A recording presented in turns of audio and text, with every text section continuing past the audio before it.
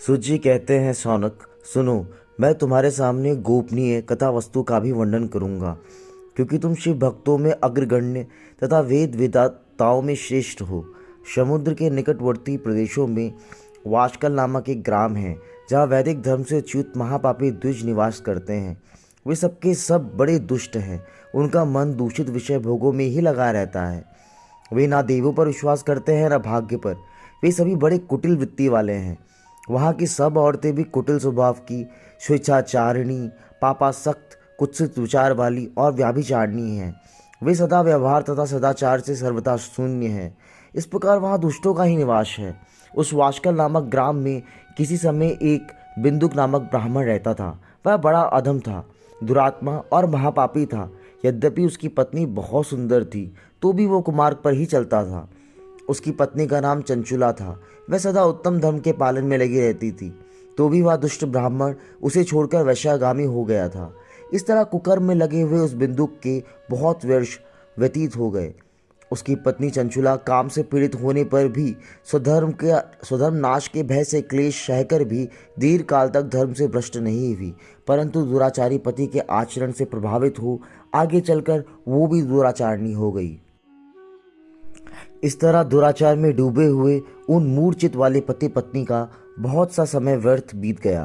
तदंतर शूद्र जातीय वैश्या का पति बना हुआ वह दूषित बुद्धि वाला दुष्ट ब्राह्मण बिंदुक समयानुसार मरकर नरक में जा पड़ा। बहुत दिनों तक नरक का दुख भोग कर वह मूढ़ बुद्धि पापी विंध्य पर्वत पर भयंकर पिशाच हुआ।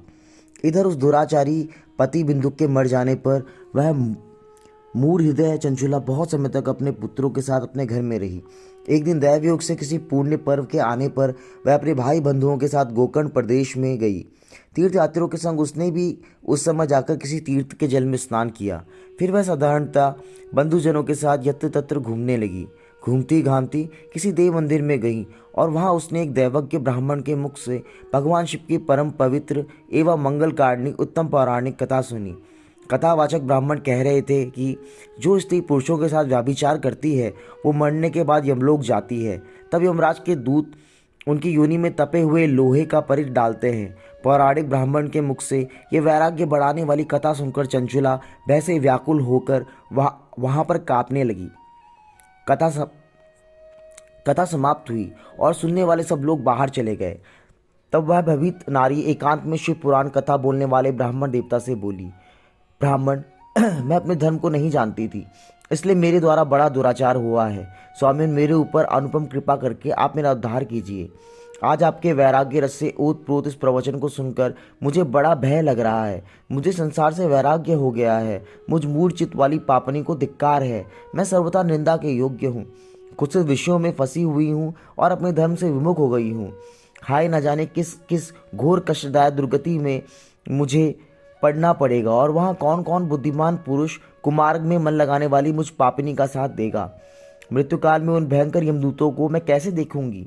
जब वे बलपूर्वक मेरे गले में फंदे डालकर मुझे बांधेंगे, तब मैं कैसे धीरज धारण कर सकूंगी।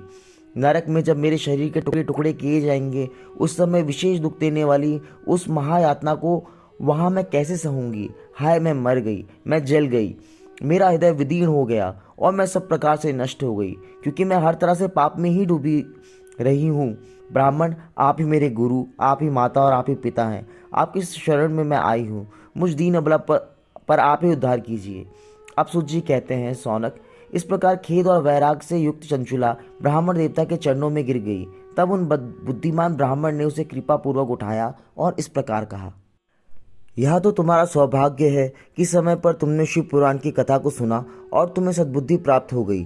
भगवान शिव की कृपा से सभी प्रकार के पाप नष्ट हो जाते हैं। ब्राह्मण ने कहा, मैं तुम्हें भगवान शिव की पावन शिव पुराण की कथा को सुनाऊंगा, जिसे सुनकर मनुष्य का अंतःकरण शुद्ध हो जाता है और उसे वैराग्य भक्ति की प्राप्ति होती है और अंत में मोक्ष प्राप्त होता है। जो मनुष्य शुद्ध चित्त से भगवान शिव के चरणों का ध्यान करता है, उसे इस जन्म में ही मुक्ति प्राप्त हो जाती है। ब्राह्मण की सेवा में रहते हुए चंचुला ने शिव महापुराण की पूरी कथा को सुना, जिससे उसमें भक्ति ज्ञान और वैराग्य बढ़ने लगा और समय आने पर उसे मुक्ति प्राप्त हुई। उसकी मृत्यु होने पर एक दिव्य विमान आया, जिस पर भगवान शिव के पार्षद मौजूद थे। उन पार्षदों ने चंचुला को भगवान शिव के पास पहुंचा दिया। चंचुला के सारे पाप धुल चुके थे। वह दिव्य रूप वाली हो गई थी। उसके मस्तक पर अर्धचंद्र का मुकुट था और वह दिव्य आभूषणों से विभूषित नजर आ रही थी। शिवपुरी पहुंचने पर चंचुला ने भगवान शिव को देखा, जिनके 5 मुख थे और प्रत्येक मुख में 3-3 नेत्र थे। भगवान शिव के मस्तक पर अर्धचंद्राकार मुकुट शोभा पा रहा था। उन्होंने अपने शरीर पर भस्म धारण की हुई थी। गणेश जी, भृंगी, नंदीश्वर और वीरभद्रेश्वर आदि सभी उनकी सेवा में भक्ति भाव से उपस्थित थे। भगवान शिव के वाम भाग में माता गौरी विराजमान थी। भगवान शिव माता गौरी का दर्शन कर चंचुला बहुत प्रसन्न हुई। उसने भगवान शिव को माता गौरी को बार बार प्रणाम किया। उसकी आंखों से आनंद के आंसू बहने लगे थे। माता गौरी ने चंचुला को अपनी सखी बना लिया और चंचुला सुखपूर्वक वहां पर निवास करने लगी। एक दिन चंचुला ने देवी गौरी के पास जाकर अपने दोनों हाथों को जोड़कर उनकी बहुत स्तुति की। चंचुला की स्तुति से देवी गौरी प्रसन्न हुई और उन्होंने चंचुला से कहा, मैं तुम पर प्रसन्न हूँ, बोलो क्या वर मांगना चाहती हो। चंचुला ने कहा, मेरे पति की मृत्यु मुझसे पहले ही हो गई थी। मेरे पति हमेशा पाप कर्म में ही डूबे रहते थे। वे इस समय कहाँ हैं और उनकी कैसी गति हुई, न जाने वह इस समय किस अवस्था में और कहाँ पर होंगे। चंचुला की बातों को सुनकर माता गौरी ने कहा, तुम्हारा पति बिंदुक बहुत बड़ा पापी था। वह हमेशा पाप कर्म में ही लगा रहता था। मृत्यु के बाद उसे कई वर्षों तक नर्क में कई प्रकार के दुखों को भोगना पड़ा। इसके बाद बचे हुए पापों को भोगने के लिए वह विंध्याचल पर्वत पर पिशाच बनकर कई प्रकार के क्लेश उठा रहा है। माता गौरी की बातों को सुनकर चंचुला दुखी हो गई। फिर उसने माता गौरी से प्रार्थना की कि मुझ पर कृपा कीजिए और मेरे उस दुष्ट पति का उद्धार कर दीजिए, ताकि मेरे उस पापी पति को उत्तम गति प्राप्त हो और मैं पुनः अपने पति से संयुक्त हो सकूं। माता गौरी ने कहा, यदि तुम्हारा पति शिव पुराण की पावन कथा को सुनता है तो उसके सारे पाप नष्ट हो जाएंगे और उसे उत्तम गति प्राप्त होगी। तब चंचुला ने कहा, ऐसा कोई उपाय कीजिए जिससे मेरे पति शिव पुराण की कथा को सुन सके और उन्हें उत्तम गति प्राप्त हो। बिंदु को शिव पुराण की कथा सुनाने के लिए माता गौरी ने तुम्बुरु को बुलाया। तुम्बुरु को बुलाकर माता गौरी ने कहा, मेरी सखी चंचुला का पति बहुत पापी था। वह हमेशा पाप कर्म में लगा रहता था और अपवित्र रहता था। क्रोध के कारण उसकी बुद्धि मूढ़ हो चुकी थी। वह दूषित वस्तुओं का दान देता और हिंसा किया करता था, चांडालों से प्रेम करता था और प्रतिदिन वैश्या के संपर्क में रहता था। वह बहुत ही दुष्ट था। उसने अपनी पत्नी का त्याग कर दिया और दुष्टों के साथ समय व्यतीत करता था। अंतकाल आने पर मृत्यु के बाद वह नरक में गया और अब विंध्याचल पर्वत पर पिशाच बनकर क्लेश उठा रहा है। तुम उसके आगे शिव पुराण की कथा का प्रवचन करो, जो परम पुण्यमयी और सभी प्रकार के पापों का नाश करने वाली है। शिव पुराण की कथा को सुनने से उसके सभी पाप कर्म नष्ट हो जाएंगे और वह प्रेत योनि को त्याग देगा, जिससे उसे मुक्ति प्राप्त होगी। उसके मुक्त होने पर तुम उसे विमान पर बिठाकर भगवान शिव के पास ले आओ।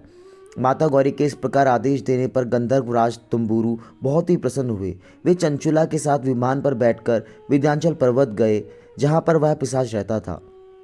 उन्होंने विंध्याचल पर्वत पर उस पिशाच को देखा। वह बहुत विकराल शरीर वाला था। वह कभी हंसता तो कभी रोता और कभी उछल कूद करता था। तुम्बुरु जी ने उसे पाशों से बांध दिया और उसके आगे शिव पुराण की कथा का प्रवचन करने के लिए मंडप तैयार किया गया।